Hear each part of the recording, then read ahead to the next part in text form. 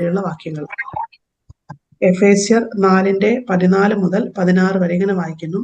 അങ്ങനെ നാം ഇനി മനുഷ്യരുടെ ചതിയാലും ഉപായത്താലും തെറ്റിച്ചു കളയുന്ന തന്ത്രങ്ങളിൽ കുടുങ്ങി പോകുവാൻ തക്കവണ്ണം ഉപദേശത്തിന്റെ ഓരോ കാറ്റിനാൽ അലഞ്ഞുഴലുന്ന ശിശുക്കളായിരിക്കാതെ സ്നേഹത്തിൽ സത്യം സംസാരിച്ചുകൊണ്ട് ക്രിസ്തു എന്ന തലയോളം സകലത്തിലും വളരുവാൻ ഇടയാകും. ശരീരം മുഴുവൻ യുക്തമായി ചേർന്നും ഏകീഭവിച്ചും ഓരോ അംഗത്തിന്റെ അതത് വ്യാപാരത്തിനൊത്തവണ്ണം ഉദവി ലഭിക്കാനുള്ള ഏത് സന്ധ്യയാലും സ്നേഹത്തിലുള്ള വർധനയ്ക്കായി അവനിൽ നിന്ന് വളർച്ച പ്രാപിക്കുന്നു. സ്തോത്രം. ഹല്ലേലൂയ.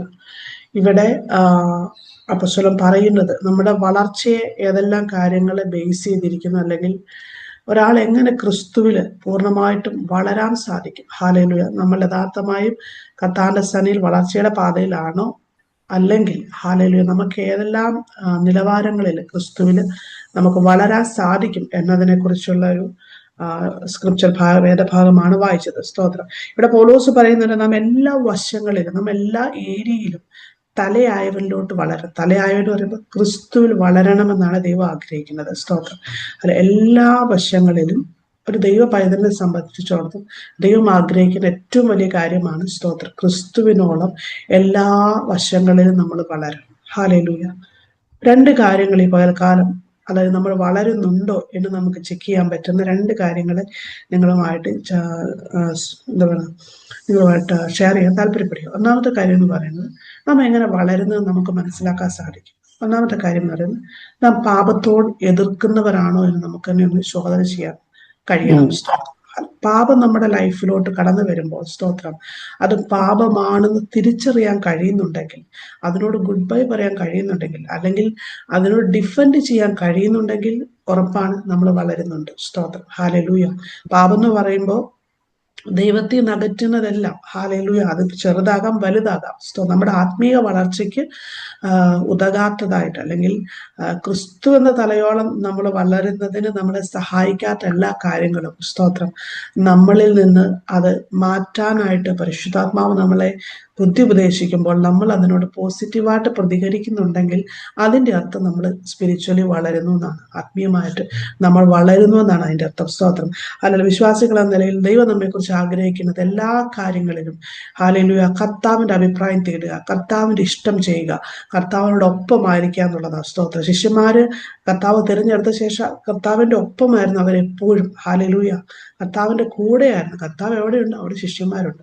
നമ്മുടെ ലൈഫിലും നമ്മൾ ആയിരിക്കുന്ന ഓരോ ഇടങ്ങളിലും കർത്താവ് ഉണ്ടോ എന്ന് നമ്മൾ എപ്പോഴും പരിശോധിക്കേണ്ടത് ആവശ്യമാണ്. സ്തോത്രം. അങ്ങനെ വരുമ്പോൾ സ്തോത്രം പാപത്തിന്റെ അവസ്ഥകളെ കൈകാര്യം ചെയ്യുന്നതിൽ നാം ഒരിക്കലും പരാജയപ്പെടുകയില്ല, മറിച്ച് നാം ജയിച്ചുകൊണ്ടിരിക്കും. സ്തോത്രം. കാരണം അതെപ്പോഴും നമ്മളിൽ അനുതാപം കൊണ്ടുവരും പാപം കാണുമ്പോൾ.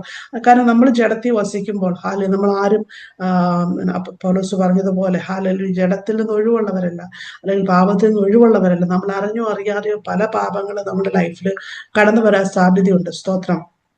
സഹോദരനെ നിസ്സാര എന്ന് വിളിക്കുന്നവൻ വരെ ഹല്ലേലൂയ സ്തോത്രം എത്ര അധികം ശിക്ഷിക്കപ്പെടുമെന്ന് ബൈബിള് പറയുമ്പോൾ സ്തോത്രം നമ്മുടെ ഓരോ ചില വാക്കുകളാകാം, ചിന്തയിലാകാം, ഹല്ലേലൂയ നമ്മുടെ നോട്ടങ്ങളിലോ അല്ലെങ്കിൽ കൊടുക്കവാങ്ങലൊക്കെ നമ്മൾ അറിയാതെ പലപ്പോഴും ഹല്ലേലൂയ പാപത്തിൻ്റെതായ സാന്നിധ്യങ്ങൾ കടന്നു വരാൻ സാധ്യതയുണ്ട്. പക്ഷെ അതിന് നമുക്ക് തിരിച്ചറിയാൻ പറ്റുന്നെങ്കിൽ, തിരിച്ചറിയാൻ പറ്റും, അതിലാണ് നമ്മുടെ ജയം. ഹല്ലേലൂയ. ഞാൻ ചെയ്തത് തെറ്റായിപ്പോയി, കർത്താവേ എന്നോട് ക്ഷമിക്കണം, ഇനി ഞാനത് ചെയ്യത്തില്ല എന്ന് പറഞ്ഞ് ദൈവസേനയിൽ നമ്മൾ സറണ്ടർ ചെയ്യുമ്പോൾ അത് അനുതാപമാണ്.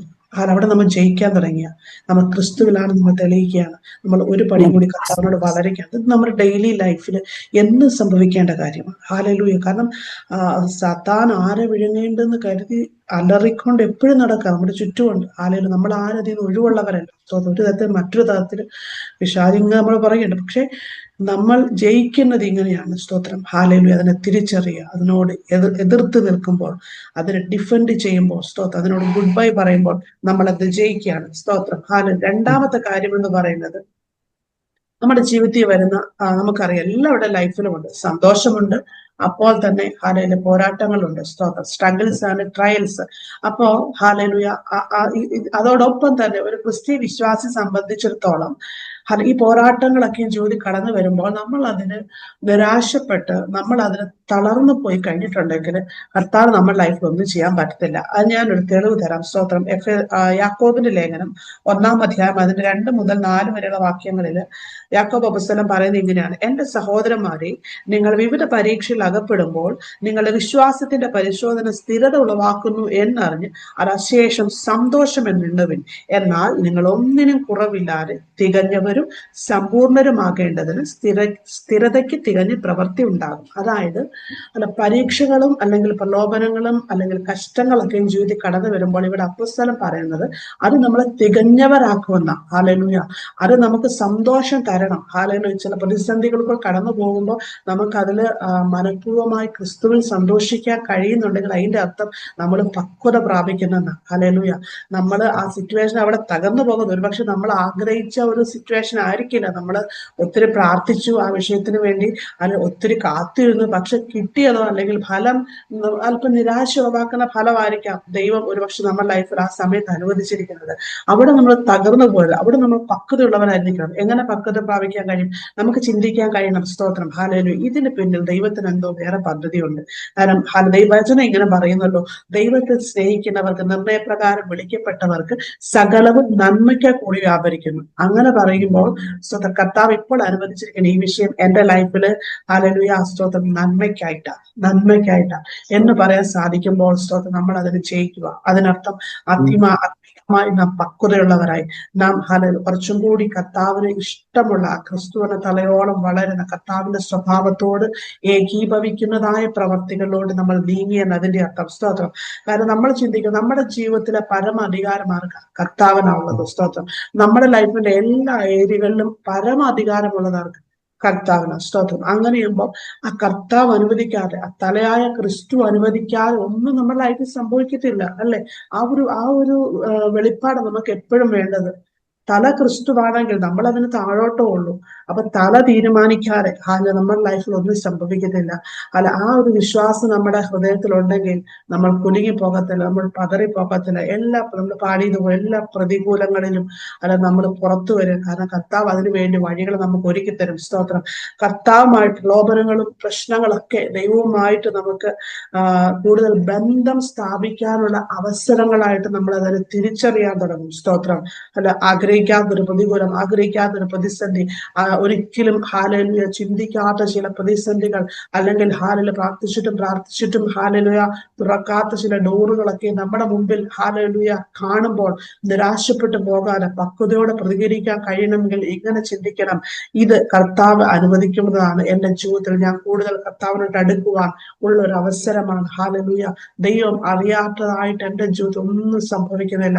അങ്ങനെ നാം ചിന്തിച്ച് പ്രതികരിക്കാൻ തുടങ്ങുമ്പോൾ നമ്മുടെ ലൈഫ് മാറും. നമ്മുടെ ലൈഫിൽ പോസിറ്റീവ് ആയിട്ടുള്ള ദൈവപ്രവർത്തികൾ വെളിപ്പെടാൻ തുടങ്ങും. ഇവിടെ ഇങ്ങനെ അപ്പോസ്തലൻ പറയും, നിങ്ങളുടെ വിശ്വാസത്തിന്റെ പരിശോധന സ്ഥിരത ഉളവാക്കുന്നു എന്നറിഞ്ഞു. Hallelujah. Knowing that this testing of your faith produce patience. അവിടെ ഇംഗ്ലീഷിൽ അങ്ങനെ എഴുതിയിരിക്കണം. സ്ഥിരത, അതായത് നമ്മളിൽ അത് ക്ഷമയുണ്ടാക്കും. ഹല്ലേലൂയ. അത് നമുക്ക് ക്ഷമിക്കാനുള്ള കൃപ തരും. ഹല്ലേലൂയ. ഇവിടെ താണിരിക്കുവാനുള്ള ദൈവത്തിന്റെ ഒരു പദ്ധതിയാണ്. ദൈവം അറിയാതൊന്നും സംഭവിക്കുന്നില്ല എന്നുള്ള ഒരു ബോധ്യത്തിലൂടെ നമ്മൾ വന്നു തുടങ്ങുമ്പോൾ സ്തോത്രം അതിന് നമ്മൾ ജയിക്കാൻ തുടങ്ങി, നമ്മൾ അതിന്റെ മേലെ വാഴാൻ തുടങ്ങിയ സ്തോത്രം. അതുകൊണ്ട് ഈ പകൽക്കാലം ജീവിതത്തിൽ ഏതെങ്കിലുമൊക്കെ മണ്ഡലങ്ങളിൽ നമുക്ക് ഇതുപോലെ സ്ട്രെസ്ഫുൾ ആക്കുന്ന സിറ്റുവേഷൻ നമുക്കുണ്ടെങ്കിൽ അതിന് മേലെ നമ്മൾ ക്ഷമയോടെ വാഴാൻ തുടങ്ങിയ സ്തോത്രം. കർത്താവിന് നന്ദി പറയാൻ തുടങ്ങിയ സ്തോത്രം. അവസ്ഥകളെ മാറാൻ തക്കുന്ന ഇടയായിത്തീരും. നമ്മളതിന് വാഴും, നമ്മൾ അതിന് ജയം കാണും. സ്തോത്രം. ഹല്ലേലൂയ. ഒരു കാര്യം കൂടി ഓർപ്പിക്കാൻ താല്പര്യപ്പെടുക. സ്തോത്രം. നമുക്കറിയാം കർത്താവ് ദൈവത്തിന്റെ വാഗ്ദത്തം നമുക്കുണ്ട്. സ്തോത്രം. യുദ്ധം യഹോവയ്ക്കുള്ളത്, അല്ലെ? യുദ്ധം യഹോവയ്ക്കുള്ളത്. സ്തോത്രം. പക്ഷേ യുദ്ധം യഹോവയ്ക്കുള്ളതെന്ന് പറഞ്ഞ് നമ്മൾ ചുമ്മാതിരുന്ന് കഴിഞ്ഞിട്ടുണ്ടെങ്കിൽ ഹല്ലേലൂയ നമ്മൾ ജയിക്കണമെന്ന് നിർബന്ധമൊന്നുമില്ല. അറ്റ്ലീസ്റ്റ് ഹല്ലേലൂയ നമ്മൾ എവിടെ നിൽക്കണം, ആ യുദ്ധത്തിൽ നമ്മുടെ പൊസിഷൻ നമ്മൾ മനസ്സിലാക്കുന്നെങ്കിൽ, കർത്താവ് പറഞ്ഞെടുത്താണ് നമ്മൾ നിൽക്കുന്നതെങ്കിൽ തീർച്ചയായിട്ടും ആ യുദ്ധത്തിൽ നമ്മൾ ജയിച്ചിരിക്കും. ഹല്ലേലൂയ. ഞാൻ പറഞ്ഞതിനാണ് നിങ്ങൾക്ക് മനസ്സിലായെന്ന് വിശ്വസിക്കുന്നു. യുദ്ധം യഹോവയ്ക്കുള്ളത് സത്യം തന്നെ. പക്ഷെ അറ്റ്ലീസ്റ്റ് നമ്മൾ എവിടെ നിൽക്കണം, നമ്മൾ നമ്മുടെ പൊസിഷൻ മറന്ന് വേറെ അവിടെ ഇവിടെ പോയി നിന്ന് കഴിഞ്ഞിട്ടുണ്ടെങ്കിൽ, കർത്താവ് യുദ്ധം ചെയ്യുമെന്ന് പറഞ്ഞിരുന്നിട്ടുണ്ടെങ്കിൽ നമ്മൾ യുദ്ധത്തെ പരാജയപ്പെട്ടു പോകും. അറ്റ്ലീസ്റ്റ് നമ്മൾ എവിടെ നിൽക്കണമെന്ന് അറിഞ്ഞ് ആ പൊസിഷൻ കണ്ടുപിടിച്ച് ആ പൊസിഷൻ ലൊക്കേറ്റ് ചെയ്ത് ദൈവം പറയുന്ന പൊസിഷനിൽ നമ്മൾ നിൽക്കാൻ തയ്യാറാകുമ്പോൾ ആ യുദ്ധത്തിൽ നമ്മൾ ജയിക്കും. ഹല്ലേലൂയ. കാരണം ദൈവം നമുക്ക് വേണ്ടി യുദ്ധം ചെയ്യും. ദൈവത്തിന്റെ ഇഷ്ടം പറഞ്ഞ് നാം നിൽക്കുമ്പോൾ നമ്മുടെ ജീവിതത്തിൽ വരുന്ന എല്ലാ യുദ്ധങ്ങളിലും കർത്താവ് നമുക്ക് ജയം തന്നുകൊണ്ടേയിരിക്കും. നമ്മൾ ഒരിക്കലും പരാജയപ്പെട്ട് താഴോട്ടല്ല പോവുക. അല്ലെങ്കിൽ ദൈവത്തോടൊപ്പം കർത്താവിന്റെ ക്രിസ്തുവിന്റെ തലയോളം എല്ലാ മേഖലയിലും വളരുവാൻ തക്കവണ്ണം ദൈവം ഇടയാക്കി. എല്ലാ മേഖലയും, അത് ആത്മീയമായിക്കോട്ടെ, ശാരീരികമായിക്കോട്ടെ, സാമ്പത്തികമായിക്കോട്ടെ, എല്ലാ മേഖലകളിലും സ്വതം നമ്മൾ ജയിക്കുക തന്നെ ചെയ്യും ദൈവമക്കളെ. അതുകൊണ്ട് ഈ പകൽക്കാലം നമ്മുടെ ആത്മീയ ജീവിതത്തെ നമുക്കൊന്ന് പരിശോധിക്കാം. നാം ക്രിസ്തുവിൽ വളരുന്നവരാണോ? സ്തോത്രം. അനുദിനം നമ്മുടെ ആത്മീയ ലൈഫ് കർത്താവ് ആഗ്രഹിക്കുന്ന രീതിയിൽ റെസ്പോണ്ട് ചെയ്യപ്പെടുവാൻ, ദൈവം ആഗ്രഹിക്കുന്ന രീതിയിലുള്ള ഫലങ്ങൾ പുറപ്പെടുവിക്കുവാൻ കർത്താവ് നമ്മെ കൊണ്ട് സഹായിക്കുന്നുണ്ടോ? ഈ ബാറ്റിൽ ഫീൽഡ്, ക്രിസ്ത്യൻ ജീവിതം എന്ന് പറയുന്നത് ബാറ്റിൽ ഫീൽഡാണ്. അവിടെ ദൈവം ആഗ്രഹിക്കുന്ന ലൊക്കേഷനിലാണ് നമ്മൾ ആയിരിക്കുന്നത്. അല്ലാതെ കർത്താവ് എന്നെ ഒന്ന് ലൊക്കേറ്റ് ചെയ്യണമേ, കറക്റ്റ് പൊസിഷനിൽ കർത്താവെ എന്നെ ഒന്ന് ആക്കണമേ നമ്മൾ പ്രാർത്ഥിച്ചു തുടങ്ങിയെങ്കിൽ ദൈവത്തിന്റെ ആത്മാവ് നമ്മുടെ ലൈഫ് ചെയ്യാൻ തക്കണം ഇടയായി. പകൽക്കാലം ഈ വചനങ്ങൾ ആ ദൈവത്തിന്റെ ആത്മാവ് നമ്മൾ എല്ലാവരെയും അനുഗ്രഹിക്കും.